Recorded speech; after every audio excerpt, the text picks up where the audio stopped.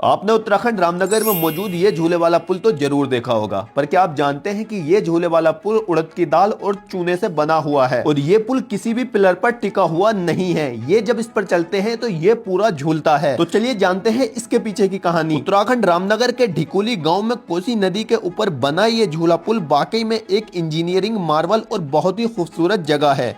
ये पुल लगभग 150 साल से ज्यादा पुराना है। इसका निर्माण ब्रिटिश काल यानी कि अंग्रेजों के जमाने में हुआ था। अंग्रेज ऐसी पहाड़ी जगहों पर नदियों और गहरी खाइयों को पार करने के लिए ऐसे सस्पेंशन ब्रिजेस बनाते थे। ये पुल नदी के बीच में किसी ठोस पिलर पर नहीं बल्कि हवा में लटका हुआ है। इसका पूरा वजन लोहे की मोटी और मजबूत केबल्स पर टिका हुआ है जो दोनों किनारों पर बने बड़े आर्क बेस से बंधी है। पुल के दोनों छोर पर जो पत्थर के ये पिलर और बेस बने हैं, अंग्रेजों ने उन पत्थरों को जोड़ने के लिए चूना और उड़द की दाल का एक खास पेस्ट का इस्तेमाल किया था। ये उस वक्त का ट्रेडिशनल तरीका था जिसने इस पुल को सदियों बाद भी इतना मजबूत रखा है। अंग्रेजों ने इसमें पिटा हुआ लोहा या शुरुआती हाई टेंशन स्टील का इस्तेमाल किया था। ये कोई एक ठोस सरिया नहीं होता बल्कि हजारों पतले लोहे की तारों को आपस में घूंटकर एक मोटी केबल बनाई जाती है। इन मोटे तारों का काम पुल के फर्श और उस पर चलने वाले सैकड़ों लोगों के भार को उठाना होता है। ट्विस्टेड होने की वजह से इनमें टेंसाइल स्ट्रेंथ यानी कि लचीली ताकत बहुत ज्यादा होती है। यानी ये भारी वजन पड़ने पर खिंच तो सकता है बट टूट नहीं सकता। जिसे हम आम भाषा में बोल्ट कहते हैं, वो असल में हैवी नट्स बोल्ट और यू कैम्स होते हैं।